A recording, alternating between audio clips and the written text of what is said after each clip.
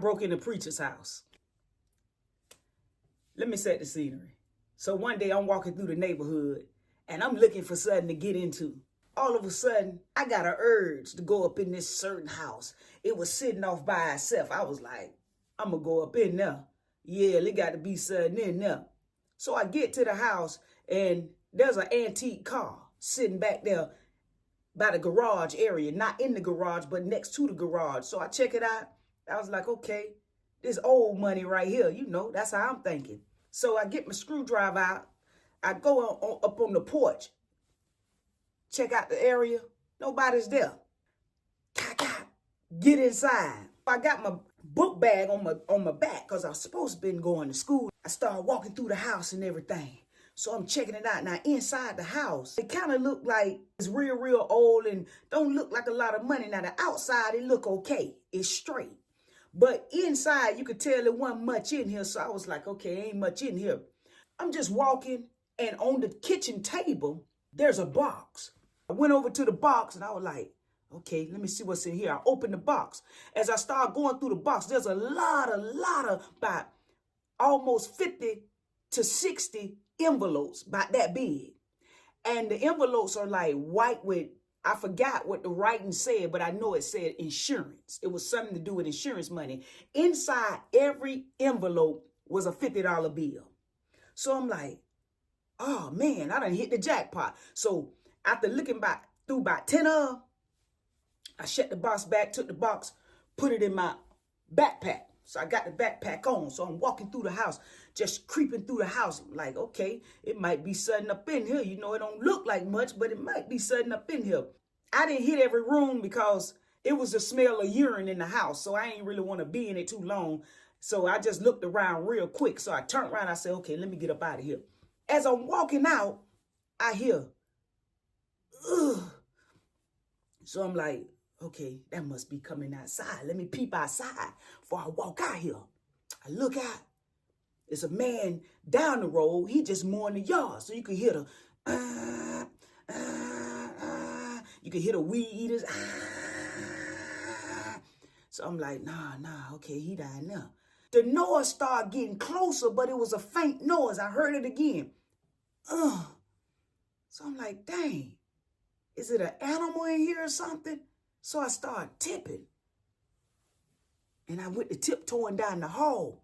So I was like, dang. So I'm looking at the rooms, but I ain't touching them. So the main bedroom sitting off right there. So I heard it again. So I tipped over there. Now, when I got in the main bedroom, I saw a walker, and the walker was flipped over. So I looked, and I looked down by the walker, and I saw a foot. 1 foot, a white foot. And I could tell by the look of the foot that it was an older person because you could see the purple and the blue veins, and up under the foot was like a lot of bruising. I knew it was an older person. I can tell by the way the feet looked, his foot looked. So I tipped around and I did like this. And I saw the white man laying there on the floor. Man, y'all know my heart like I ain't about to get charged for this because I ain't dead now. So I'm like, man, I don't know what to do at this point. So I'm looking and I was like, oh, man. So I don't know. It just came out of me. I say, hey, you all right? He was like, help me up. And I was like, oh, man. I said, okay, Lord. So I picked the walk up, and when I went to try to help him up, he was like, oh. And I was like, okay, hold on. He was like, I need that wheelchair over there. Now, he had an electric wheelchair that rolls, but it was over there by the bathroom area, and I guess he was trying to get out the bed with the walker to get over there to the wheelchair, and he had fallen. So I went, and it was an electric chair, so I got the chair, drove it over there, put it by. So I went back down to help him. He put his hand on the wheelchair, and I had the other hand, so I braced myself. And, I pulled him up, helped pull him up. So when I pulled him up, he sat in the chair and everything. I'm just talking to him, so he ain't really questioning me or nothing. He ain't asking me nothing. He just thanking God that I done helped him up. As I'm talking to him, I'm like, you all right? You need me to call somebody? He was like, no, I'm fine. I'm fine. Thank you. I'm going to be fine. So I'm just talking to him, making sure he all right before I leave. I mess around and look up. And when I looked up by his closet, I saw a clergy robe. Now, if you don't know what a clergy robe is, that's like for pastors and evangelists and people that's of the cloth that wear this when they preach. I started inquiring about the clergy robe. So I'm looking at it. I'm like, I say, you a pastor? And he began to tell me his story. He say, I used to preach. I had a church. I had 2 churches. I was an overseer of 2 churches. And the man just began to talk to me. And as he began to talk to me, his strength was being renewed. I'm talking about, he was talking with power when he started talking about God. Now, he in his own strength, he was old and he was feeble. When he started talking about God, there's a power came over this man. So I'm standing there and I'm listening to him. And I'm like, wow. As we finished talking and everything, I was getting ready to leave. He said, let me pray for you. And I said, huh? He said, come, let me pray for you. And I said, yes, sir. So I walked back over there. I said that to say this. I want to tell you about the power of prayer. Prayer is so powerful that right now, God is answering the prayers of a dead person.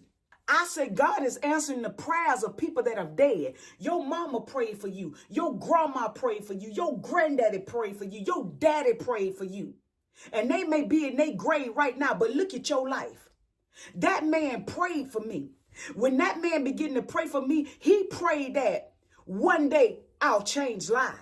He prayed that one day I have such an anointing on me that it'll break yokes. He prayed that God would give me such a unique anointing that people would be drawn to it. Now, I didn't change right then. And there was many more years that I did crimes even after that prayer. But look at my life now. But I want to encourage somebody about the power of prayer. Prayer is so powerful that God's still answering the prayers of dead people. That man gone on to glory. But look at my life now. I want to encourage y'all to keep praying. But let me finish the end of the story. So when he finished praying for me, I started walking out the house, right? But there was something in my spirit that was unsettled, and I didn't understand what it was. As I'm walking, I'm like, okay, am I missing something, God? So I'm talking to God like, God, why am I feeling, what's the conviction? I couldn't figure it out. As I was getting near to open the door, I heard God say, put the insurance money back. And I froze. I whipped that book bag around so fast, took that box out, tipped back to that table because he was still in the room. And I set that box back down on that table, turned my little behind round, and went out that door and shut that door. I sure did. But listen, I want to encourage you to keep praying. Keep praying for your children. Keep praying for your grandchildren. Keep praying for your life. Keep praying for your husband and keep praying for your wife because God do answer prayers. God is still answering the prayers of dead people right now. In Romans 10:1, Paul prayed for our salvation. In Romans 15:5-6, Paul prayed for our harmony and sympathy towards one another. In 1 Corinthians 16:23, Paul prayed for God's mercy over our lives. And if it had not been for the Lord on my side, I don't know where I'd be. So I want you to know that even though they may be dead and in their grave, God's still answering prayers. You think that because you prayed and it didn't happen right then, that God didn't hear you. But I come to encourage you that God has inclined his ear to you and he has heard you. That seed is in the ground. And one day you're going to reap harvest. Push. I want to leave this with you. Push. Push until something happens. P, push. U, until. S, something. H, happens. Continue to push in prayer and do not give up. God is still answering prayers. Y'all be blessed now, you hear?